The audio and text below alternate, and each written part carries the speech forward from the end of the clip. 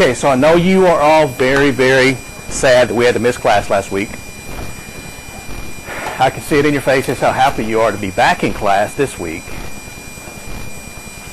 There's a smile or two, one or two. But hopefully you enjoyed your week off last week. It re-energized you. You're ready for your final push to finals week. By the way, how many weeks of classes do we have left, including this week of classes? 3 weeks of classes. That's better than I thought. Okay. I was thinking 2. All right, a couple of reminders before we get into, we're going to get into chapter 7 today, which is stock valuation. The first reminder is we're having our Money Smart Week presentations this week. Yesterday we had our first program at 4 o'clock in Mason Hall. Today, Wednesday, and Thursday we're having programs in Mason Hall. Today is going to be on budgeting, which is something that I think most college students need to understand, and also different types of investing. So not just, a lot of times when people think of investing, they think about just, retirement investing, and that's 40 years away, and why do I need to worry about that now? But I'm going to talk about simply beginning investing for various reasons. And so we'll discuss that. We'll go from about 4 to 5, so pretty easy. You can get 5 extra points if you attend any of the 4 presentations during the week. It's not 5 each, it's 5 total. Okay, I've had some people ask that. That will be added to your test 2 score. And let's see, what else? There's not a sign-in sheet, but if you attend it, just send me an email letting me know. Okay, I'm not worried about you lying to me about 5 extra points. If you lie to them over 5 points, you've got bigger problems than needing 5 points. Okay, so that's just, I trust you. One good thing is the attendance yesterday wasn't just great, and so that meant that if you showed up, you had some really good chances to win some of the great giveaways that we had. So yesterday we gave away some, we gave away, what was it, a Fitbit, a $50 gas card, some free meal certificates, I think some $10 and $20 gift cards to local businesses. Today, we gave away an Orca tumbler. And I think today is going to be some really good ones too. And the more you attend, the more chances you get your name in the drawing for, at the end of the week, we're going to give away 2 $500 scholarships to an undergraduate student. So, I mean, that's pretty nice.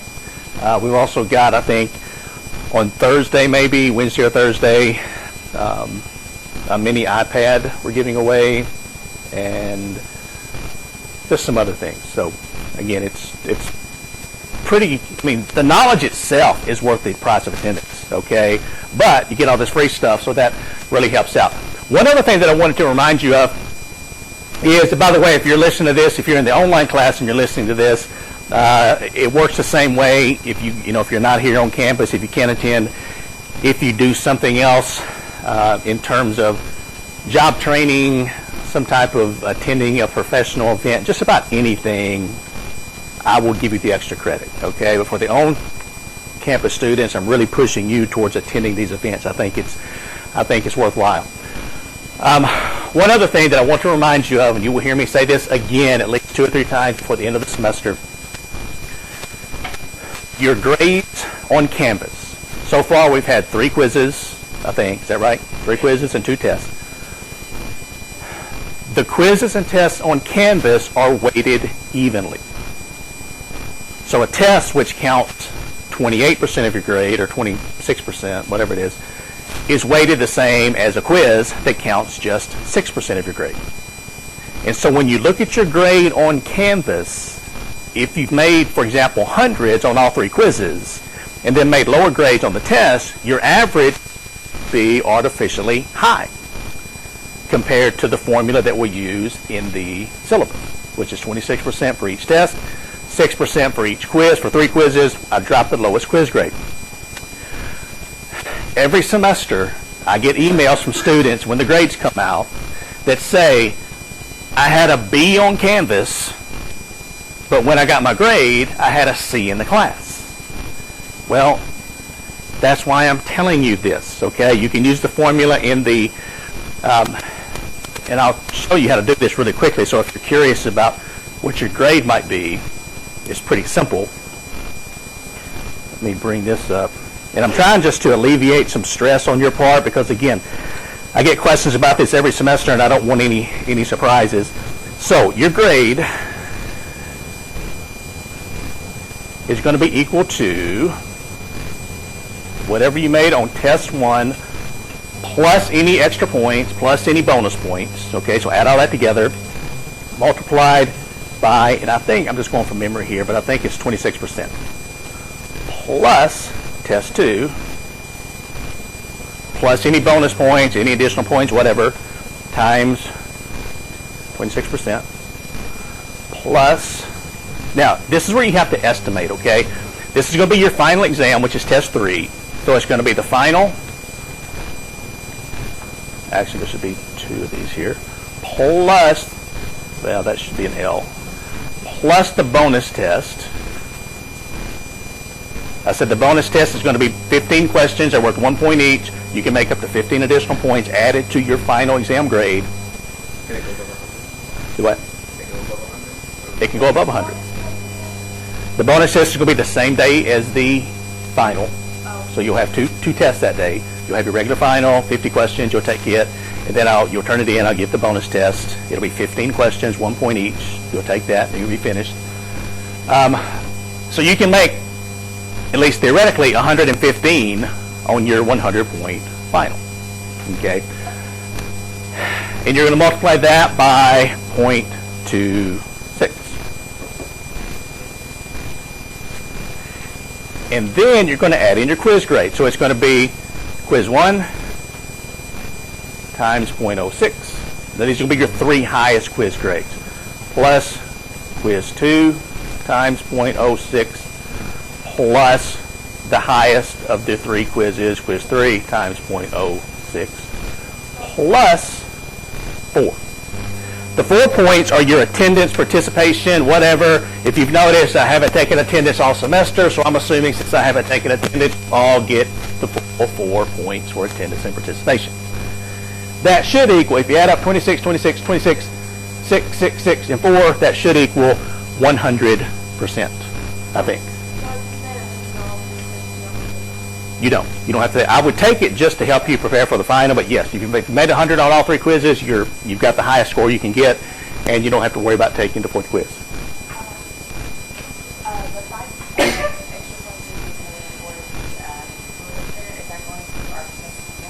The career fair is going to test 1. The second, this week is going to test 2. Okay. Is the final community?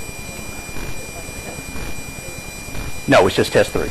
Yeah, so the final is not comprehensive unless you have missed one of the previous 2 tests. Then it is comprehensive. Otherwise, it's just a regular test. Is it during finals week? It's during finals week. As a matter of fact, I think it's the Tuesday of finals week at 1:30, something like that. I think. Okay. All right. So is everybody kind of clear on this? If you can read my chicken scratch, you can kind of plug your numbers in. Now again, you have to do some what-if analysis here, okay? For what are you going to make on the final? What do you think you'll make on the bonus test? You've got to run some different scenarios.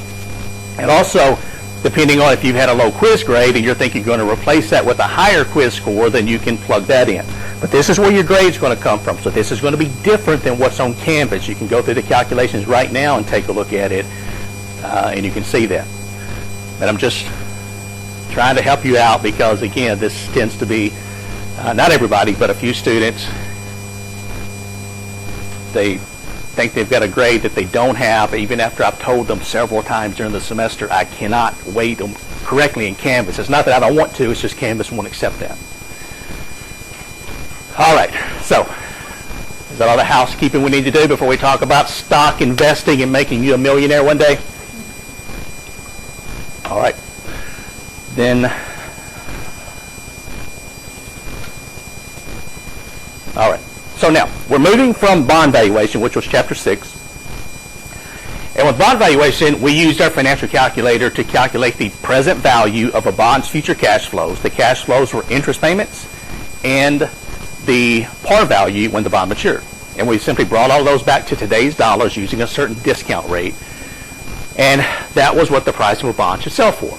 Now, we're talking about bonds, and we're now moving into stocks because these are ways that companies can raise money if they want to expand, build something, build a factory, increase their research and development, whatever.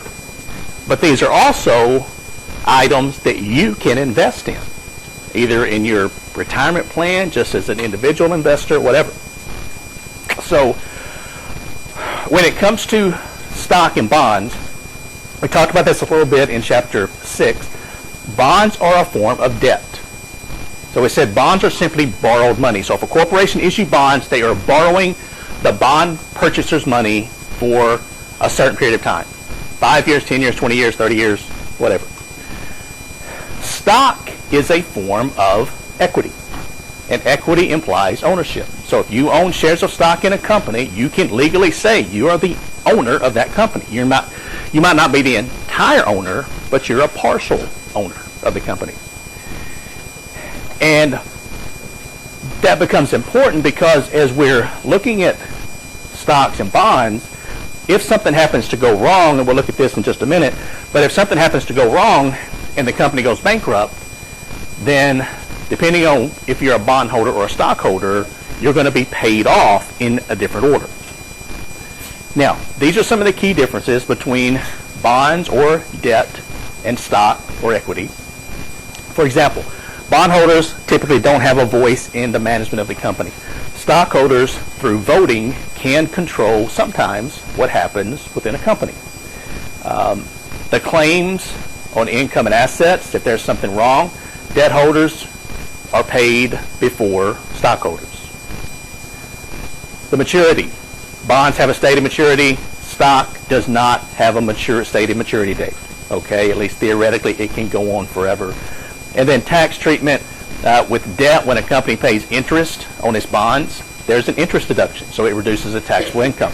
When a company pays dividends on its stock, there is no tax deduction.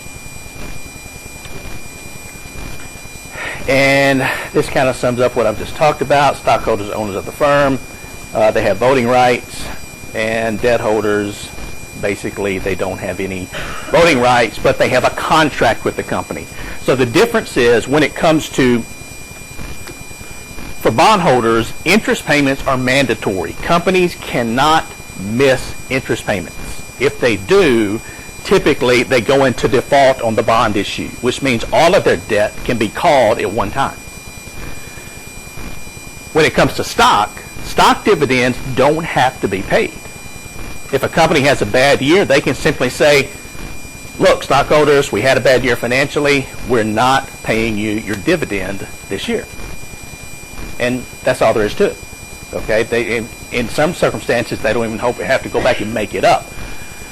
Now, if a company misses a dividend payment, that's not good for the company. It sends a very negative signal. We'll talk about that signaling in a little bit. That sends a negative signal to the market that this company is having some really bad financial problems. And so what you'll normally see if a company misses a dividend payment, you'll see the stock price push down a lot because of that negative signal. And then this is, when we're talking about bankruptcy, this is sort of how it's the assets are divided up. Secured creditors are paid first. Unsecured creditors, so these are people who have loaned the company money that have some form of collateral securing the bond issue or the loan. These are people who have loaned the company money who do not have collateral. And then equity holders, these are the stockholders. You'll notice they get paid last. And typically, by the time everything else is sold off and paid, there's nothing left for the stockholder. Almost always, there's nothing left for the stockholder. So, since you're taking more risk as a stockholder, you expect to earn a higher rate of return if you invest in a company's stock as compared to if you invest in a company's bond. It's just a risk and return issue. All right, so we've talked about that. We've talked about this. Okay. Now, when it comes to stock, there are two major types. We'll talk about the second one briefly, but we're going to spend most of our time talking about the first one listed here. There's common stock and preferred stock. A company can raise money, can raise capital by issuing both types of stock, or more frequently, a company just issues shares of common stock. But preferred stock is used by some corporations. Now, preferred stock is somewhat of a hybrid investment or a hybrid way to raise money. So it has some characteristics of debt or bonds and equity, which is common stock. So for example, preferred stock has a par value. Preferred stock pays a fixed dividend that takes a senior position to common stock dividends. Now, what this means is, if a company is, let's say we've gone through the income statement, the company's had a pretty good year financially. We get down to net income. If a company has preferred stock, they're going to make the preferred stock dividends, which those are fixed, they don't change. They're going to make those first. And then if there's money left over, they're going to pay dividends to the common stockholders. But again, since preferred stock is not as risky as common stock, typically the return on preferred stock is not as high. Now, there's no magic reason as to why companies use sometimes preferred stock, sometimes common stock. It's just really up to the management of the company as to what they want to use. But we'll notice when we value this, preferred stock is pretty simple to value, and the reason is the dividends don't change. When it says it pays a fixed dividend, I mean, that's the key. So it's going to be pretty easy to value this. And the first bullet point here is really important. You'll probably see this on the final exam. It says common stockholders are referred to as residual owners of the firm. What that simply means is they get paid after everybody else gets their money.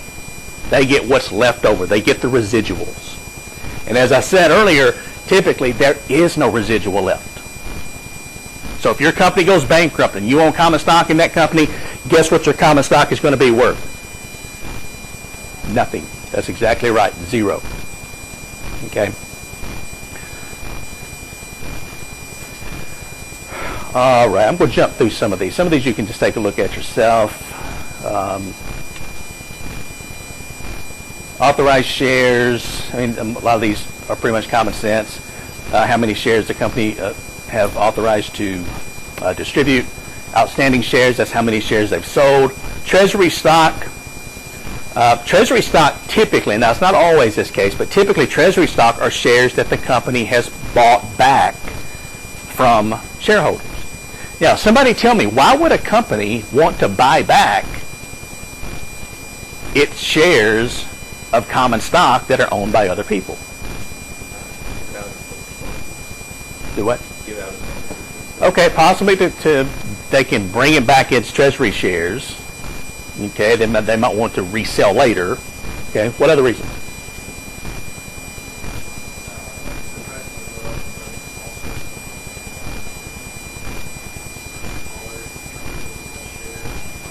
Oh. Okay, so if that's exactly right. If it's a smaller company and the company wants to gain back some voting rights because those stockholders tend to have one vote for each share of stock they own, then the company might try to buy back some of the shares simply so there's less control in the public and more control within the company. Also, if you reduce the number of common shares outstanding, that means that when you look at something like earnings per share, that means that it's going to look better. And also, one other reason why a company tends to buy back its shares is that if they think the shares are currently undervalued, and we'll talk about that a little bit later, undervalued versus overvalued, but if they think the shares are selling for less than they're worth, a lot of times a company will buy back shares because, again, that sends a signal to the market. And the signal is, something's happening. We're not really sure what because we're outsiders, but this company is buying its shares back, and they only typically do that if they think the stock is selling for less than it's worth. So what tends to happen is when companies buy back their shares, investors get excited and they start buying more shares, and the price is pushed up, which is what the company wanted to happen anyway when they bought the shares at a low price. They can buy it at a low price, then when the shares are pushed up, managers are happy, stockholders are happy, everybody wins. Okay, so that's treasury stock, and then issued shares would be the outstanding shares plus the treasury stock. Okay, so this is, if you look at a stockholder's equity portion of a balance sheet, you may see something like this. It says this company has common stock 80-cent par value. What does the par value of common stock represent? Or what does it mean? Or, there's another question, does it mean anything?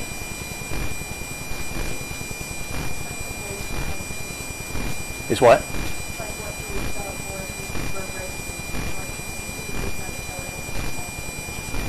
Okay. Anybody else?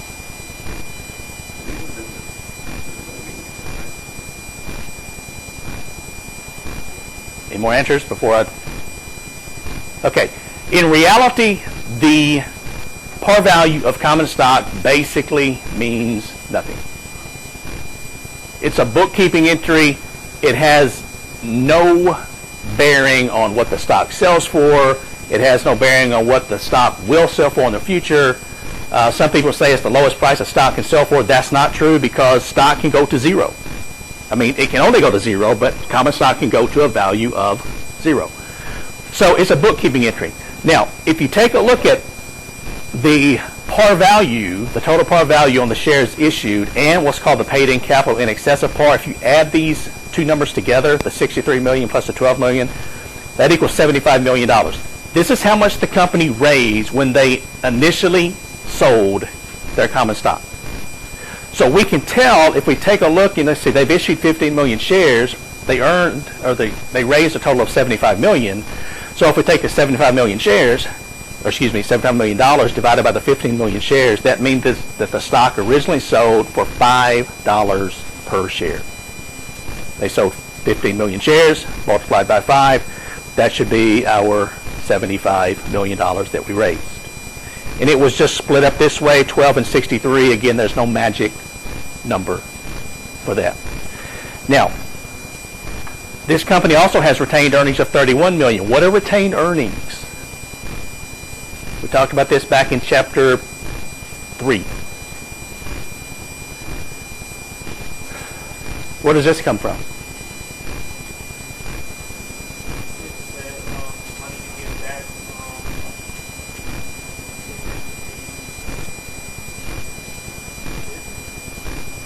You want to, okay, you want to help him out?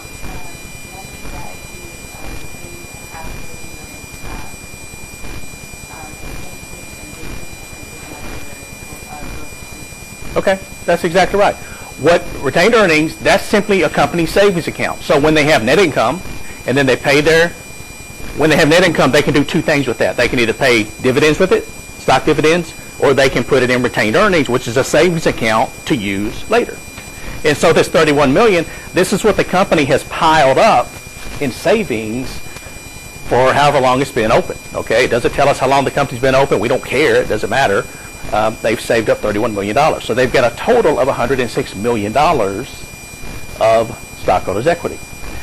And then you've got treasury stock. They bought back, it looks like 1 million shares at $4 per share. So they've got a total of $102 million in equity.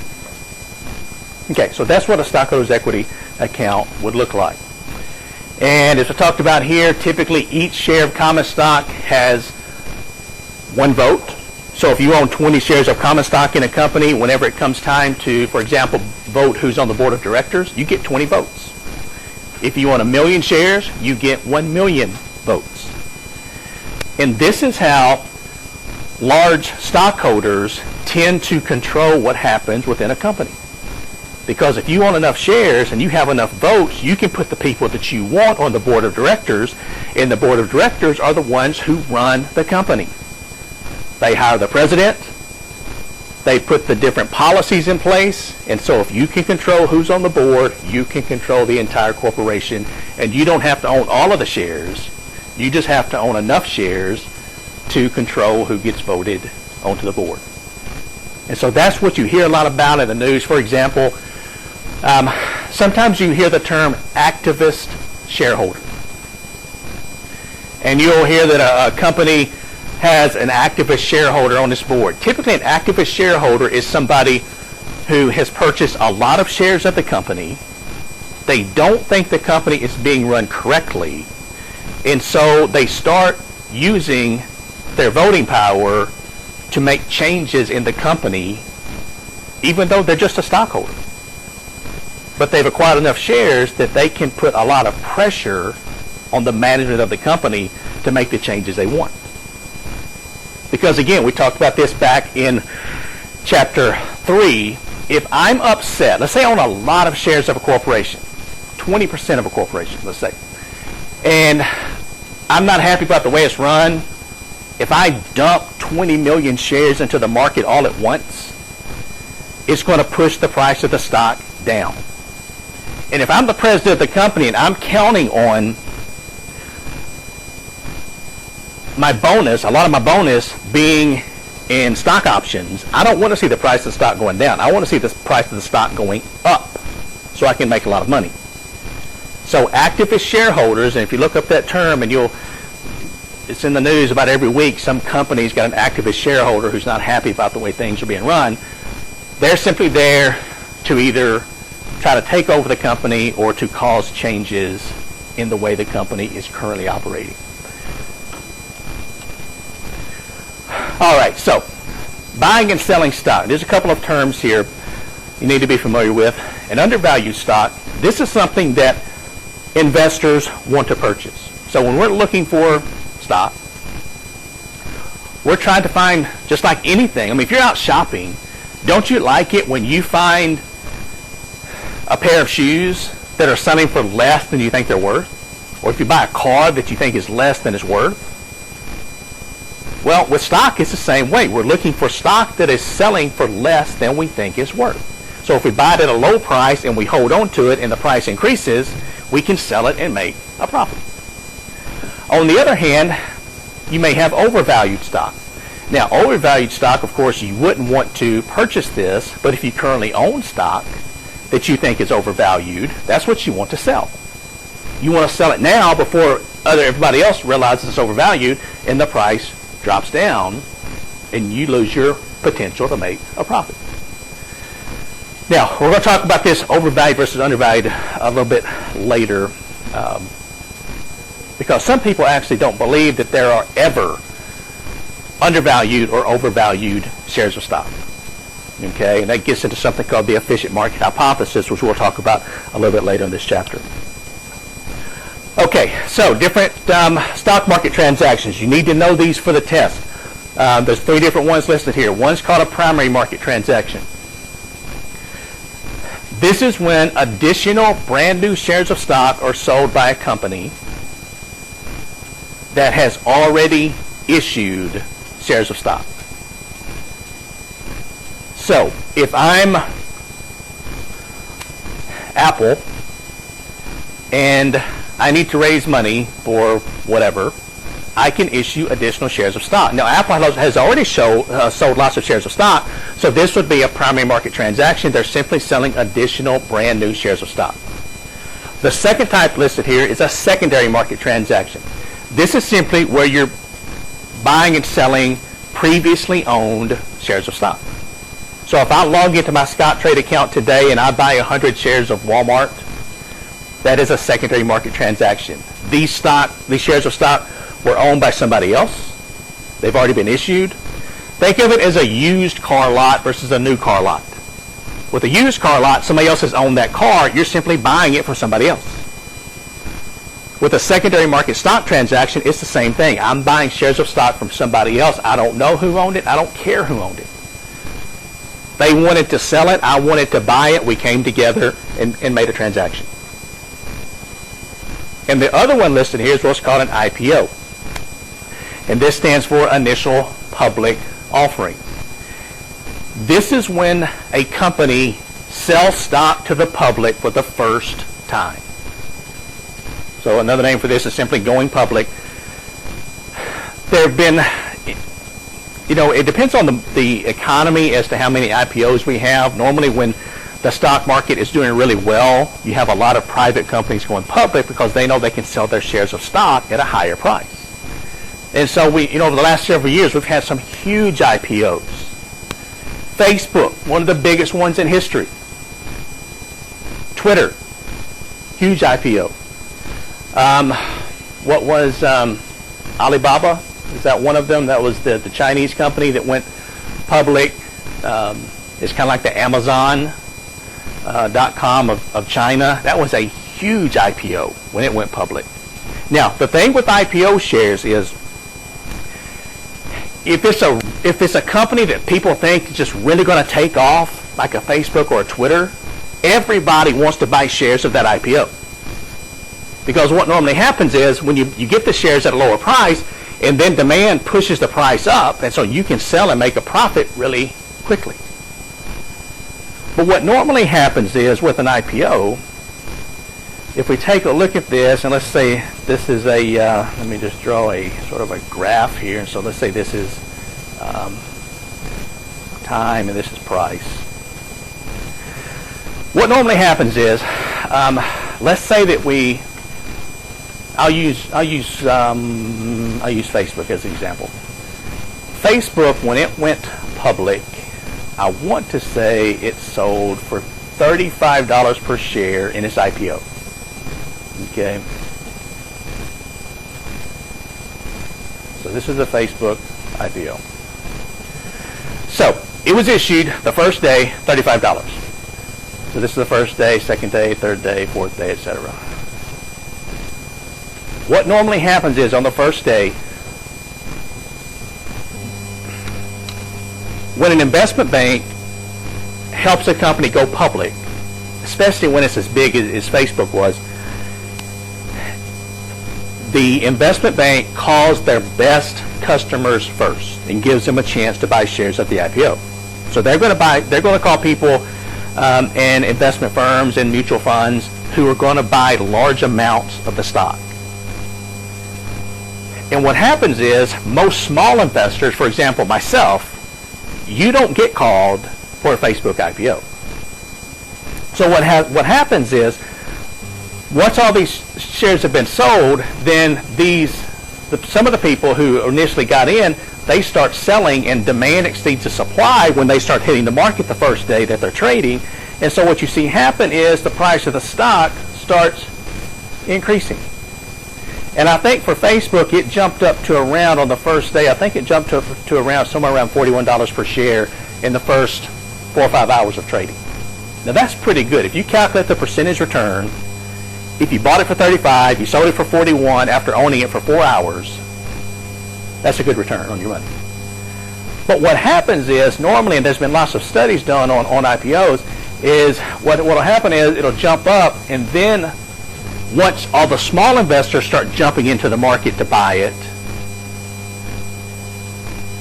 they normally get in around this point, somewhere up here. And then what happens is it starts dropping off because supply starts exceeding demand. And with Facebook, what happened is over the next few days, it started dropping. It went back down past the original $35 issue price, and it went down to around 20 over the next few days, and it just stayed at 20 for weeks.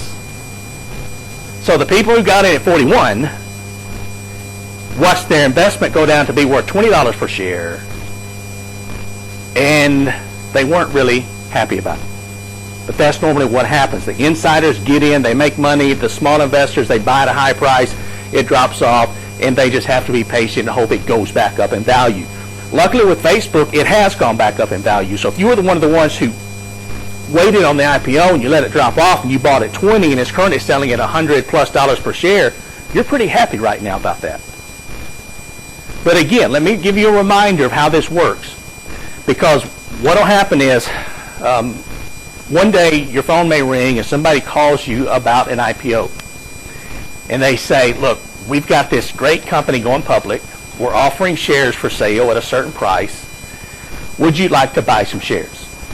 Now, I don't know your financial position, but unless you're pretty wealthy, the shares are going to go to the wealthy investors first, and they're going to call people like me towards the end. What that means is if they get down to calling me, everybody else above me has said, it's not a very good investment. Thanks, but no thanks. So they've worked their way down to me, and what I typically will need to say is, I'm not interested. Because it's probably not a Facebook quality stock. I didn't get called on the Twitter IPO either. Okay? That's just how it happens. So the first time you get that call from an investment bank and they're asking if you want to purchase shares in an IPO, you feel pretty special until you realize, man, they're down to calling the poor people. Okay? So they're calling me. You probably are best just to leave it alone. Man, I wish I could compete with that wasp for your attention. You'd learn a lot about finance. Maybe if he comes up here, I'll kill him. That's a bee, actually, isn't it? That might be a wasp. I don't know. He's not going to hurt you, okay? Anybody allergic to wasp stings? Okay. You might want to leave. Okay.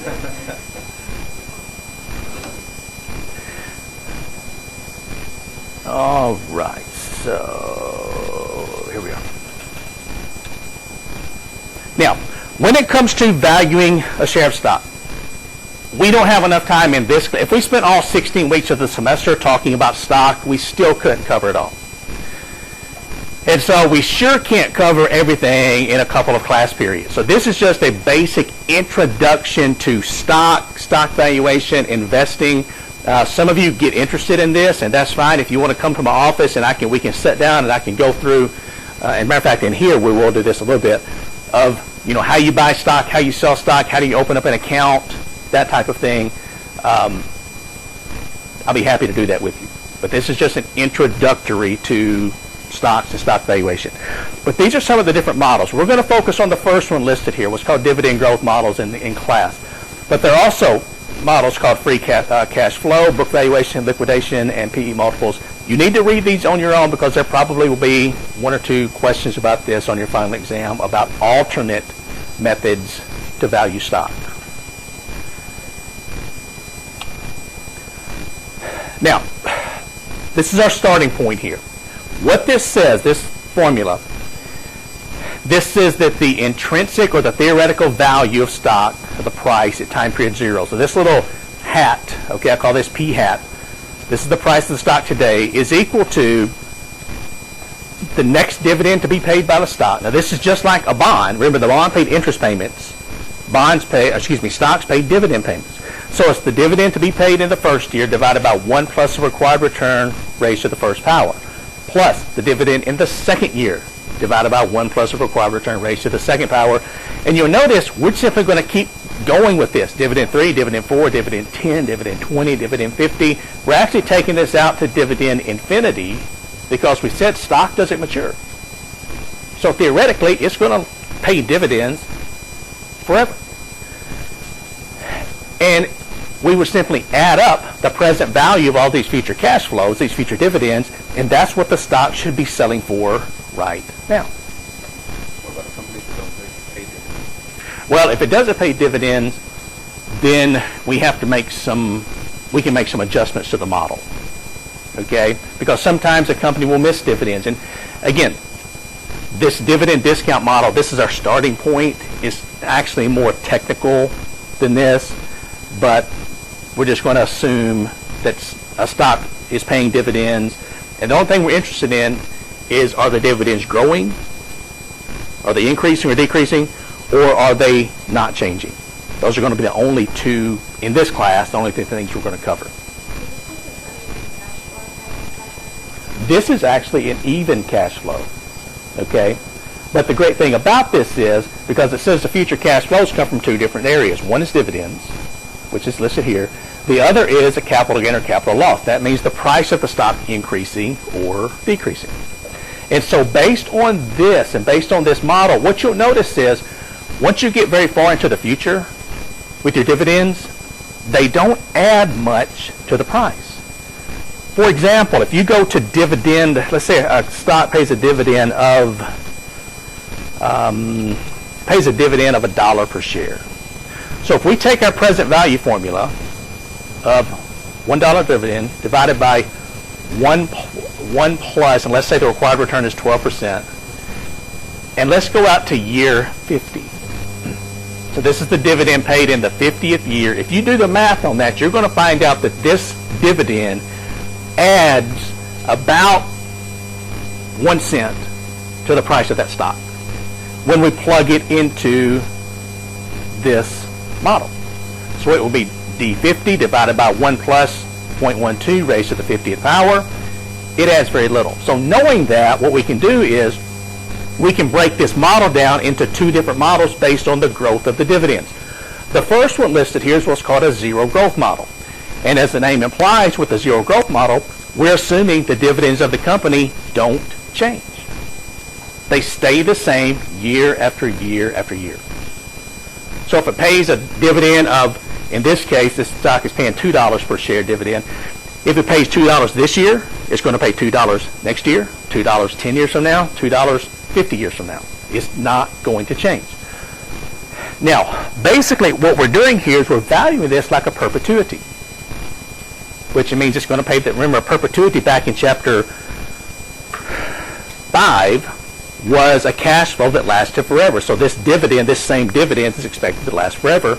And also, in addition to common stock that has zero growth, we can also use this same model to value preferred stock. Because remember, we said preferred stock dividends are fixed. They don't change. So if they don't change, they fit into the zero growth common stock model. And here's an example. And this, you don't need your financial calculator for this. This is how simple it is. This is the formula. The price of a stock at time period 0 is equal to the payment or the dividend. Okay, you may want to insert dividend here, divided by the required return for the stock.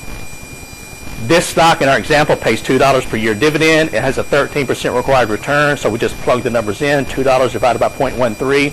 So this stock should be selling for $15.38 per share. That's all there is to it. Nothing complicated. That means that it's the theoretical or the intrinsic required return. But, I mean, that's all there is to it. We can take a look at another example here. This is using the zero growth model to value preferred stock.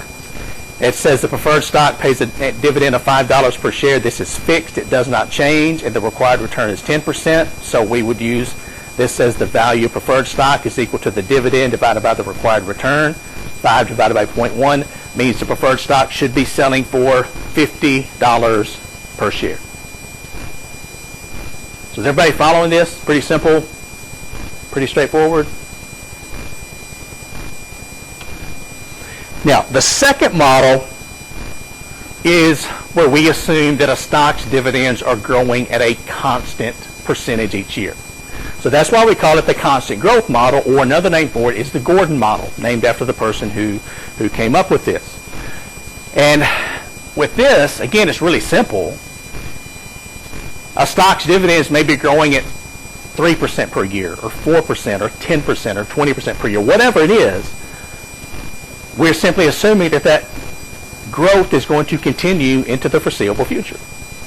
Now, what this is referring to when you see that this is the actual model here, okay? D1 divided by the required return minus the constant growth percentage. So this is the model here. But what this is referring to is, and we'll go through some examples of this in class, when you're reading through a question, a stock valuation question with the zero growth model, a question will read something like this. It'll say that ABC Corporation stock dividend is growing at a constant rate of 6% per year. So automatically you know, okay, I need to use the constant growth model. ABC Corporation recently paid a dividend of $2 per share. Now, the key here is going to be in the question, are you given D0? D0 is the last dividend to be paid. or are you given D1? D1 is the next dividend to be paid. So you have to determine that from the question. So the wording of the question is what gets a little bit confusing for most students when it comes to this. So if you're reading the question and it says ABC Corporation recently paid a dividend of $2 per share, then you know you were given D0. But the model asks for D1, the next dividend to be paid. So if we know the last dividend paid and we know the constant growth percentage each year, we can simply take the last dividend paid multiplied by 1 plus the growth rate, and that's going to give us D1. Now, if you're reading the question and it says ABC Corporation expects to pay a dividend of $2 per share next year, then that is already given to you as D1, and you don't have to make an adjustment. Does everybody kind of follow me there? You have to work through some practice questions before you really understand that, but I think it will be pretty clear. And also, and this is in red, so you need to know this for the test also. The dividend growth rate, G, must be less than the stock's required return for this model to function. Okay, that's one of the necessary conditions for this model to work. Okay, so the growth rate must be less than the required return. Now, here's an example. In this example, we're given D0, $2 per share. The required return is 13%. The constant growth rate, this stock's dividends are changing at it looks a lot bigger when he flies in front of the projector. The constant growth rate is 6% per year. So, we're simply going to plug this in. Now remember, this is the formula, but, all of this will be on your formula sheet. So we're given D0, which is, let me write this out. Okay, so $2, 13, and the growth rate of 6%. Okay, so the price of the stock at time period 0 is equal to, we were given D0, which is $2. We need to multiply this by 1 plus 0.06, which is the growth rate. And then all of this needs to be divided by the required return, which was what, 0.13? What was it? Minus 0.06, the growth rate. So this is going to be, if we take $2 times 1.06, that should be $2.12 divided by 0.13 minus 0.06, 0.07, which equals, I don't know, whatever it equals. And so if you take a look, go back and take a look at the slide, which we'll go back to in just a second, you'll see that this stock should be selling for $30.29 per share. So from this number, is that how we determine if the stock's undervalued or overvalued on the market? It can be. Okay, so it's like sounds like 35.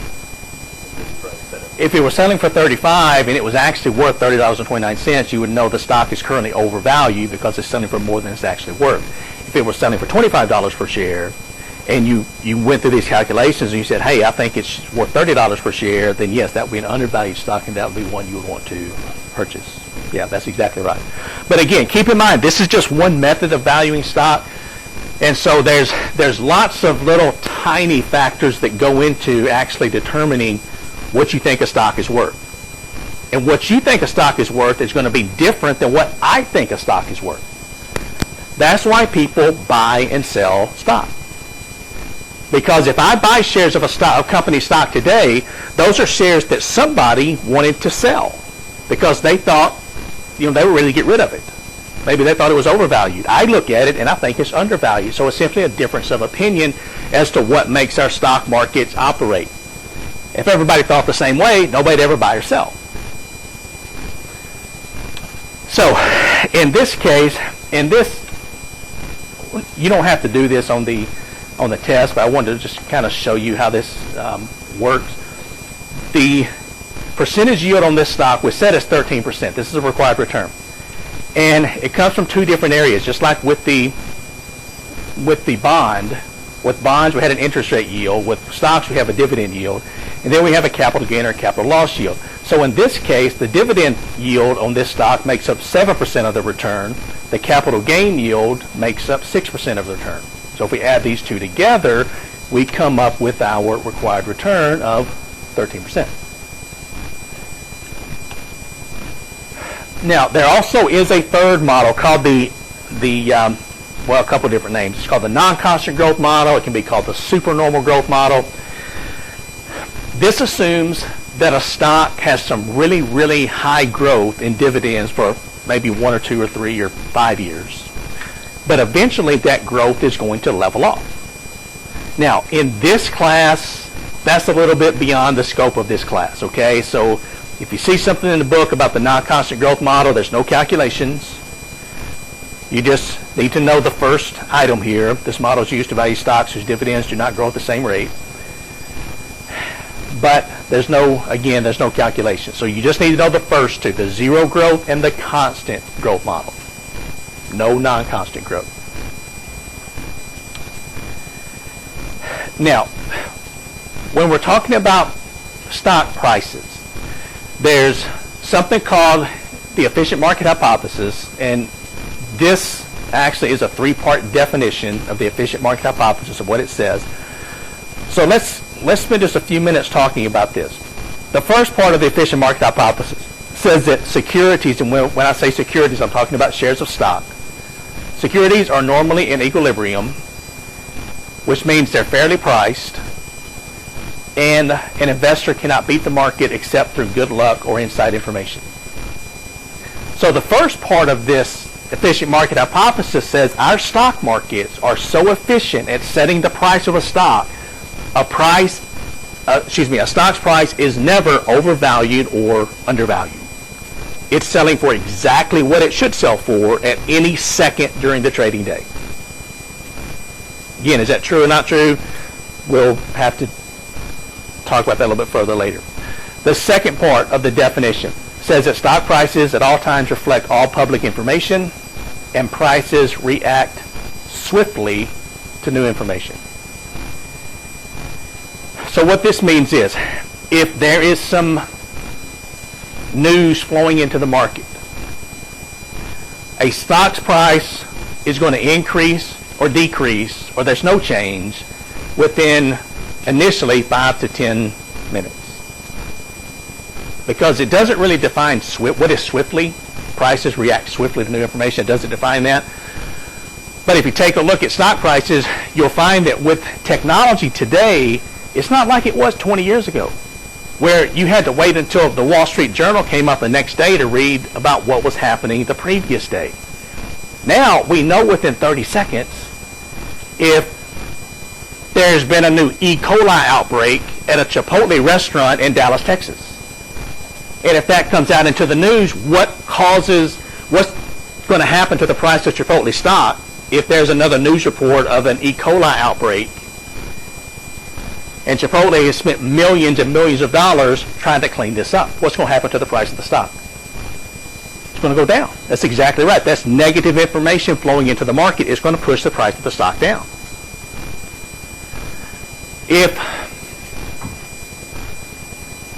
Tesla Motor Company, which they're introducing a car now that's priced at around $40,000, which is an electric car, which is getting down there a little more reasonable. What if Tesla Motor Company comes out with an announcement today that they are going to introduce a car in 2020 with a starting price of $20,000, an all-electric car? That's going to be positive news, and you're going to see the price of Tesla stock pushed up.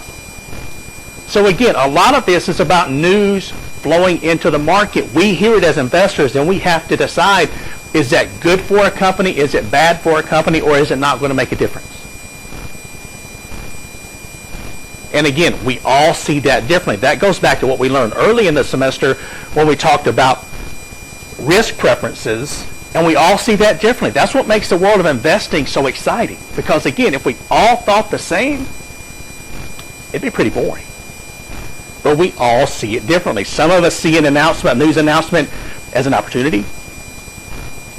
to buy, to sell, to do nothing, and just hold on to our stock and wait and see what happens. Okay? And the third part here says the efficient market hypothesis assumes that the stock market prices are close to what they should be, and investors should not waste their time trying to find mispriced securities, which means undervalued or overvalued stocks. What this is saying is if you believe in the efficient market hypothesis, there's no need searching for stocks that are undervalued to purchase because they're not out there. But the last part here says that not everybody believes in the efficient market hypothesis, and you're looking at one person who doesn't necessarily believe entirely in the efficient market hypothesis. Because I know that as human beings, we overreact or we underreact to things. And if something happens that sends investors into a panic, you're going to see the price of stocks, almost all stocks, drop. And then once we sort of gain our senses, we may think, okay, maybe it's not as bad as we thought it was, and you're going to see the price maybe inch back up. I used the example earlier in the semester of if there's an announcement of a plane flying into a building in Chicago, if it pops up on your phone, automatically what are you going to think has happened? Terrorist attack. That's the first thing that comes to mind. And you're going to see the stock market, without a doubt, drop the second that announcement starts. People are going to start having what's called a flight to safety. That means they start selling risky investments like stocks and start moving their money into safer investment like government bonds. Now, if tomorrow an investigation is done, it determines that it was just a pilot in a passenger plane that had a heart attack and just happened to fly into a building accidentally, you're going to see the stock market go back up. But the longer that goes unanswered as to was it a terrorist attack or not, you're going to see the stock market slowly decrease. That's just what happens as investors. We overreact or we underreact. Sometimes we should maybe react a little more and we don't take something quite as seriously as we should. But that's what all of you have to determine. If you want to invest, you have to determine, is it a news announcement? What's it going to do to stock? Is this a good buying opportunity? Is it a good selling opportunity? It's all about information. And sometimes information flows into the market that's not even true. For example, you could take a pharmaceutical company and I could get on the internet and say that a certain pharmaceutical company has found a cure for all types of cancer. It's not true. But if that floated around enough and got around enough through all of our social media, what do you think would happen to the price of that company's stock, at least initially? It'd go through the roof. Investors will buy based on rumors. It doesn't have to be fact. It doesn't have to be proven. They will buy based on rumors. Now, eventually, it'll come back down because it'll be proven that's not true. But there's going to be a lot of stock bought and sold before that's proven. Not necessarily. Yeah, it's not necessarily legal. But I could just say, I heard the rumor and passed it on. So it's kind of hard to prosecute, even though it may not be completely legal. That happened to a pharmaceutical company called Delaney. They went up, I think, 70% in a week because they said they're one of the breast cancer drugs. Show more improvement in their life. Yeah, I mean, it happened. It happens all the time. For example, Under Armour stock last week, I think it was, or maybe the week before, I got a notice on one of the boards that I follow that Under Armour stock had dropped by 50%. And a lot of people they saw this, and some people started selling their stock. They didn't know what was wrong. They just knew something was really bad because Under Armour stock had dropped by 50%. Well, what had happened is, and this had been announced, it was public knowledge, Under Armour stock was having a 2-for-1 stock split. Which means if you were a stockholder, you got twice as many shares, but they cut the price in half. So it wasn't anything to do with Under Armour stock or the performance of the company. It was simply a 2-for-1 stock split. But some analyst somewhere just didn't look closely enough at it. They saw the price had dropped from 84 to 42 in the morning, and they're suddenly panicking, selling shares, when all it was a 2-for-1 stock split. So again, you need to know, you need to kind of investigate some of this. Don't base all of your investing on rumors. I mean, sometimes you might make some money and get lucky, but a lot of times, you know, you're not going to get that lucky.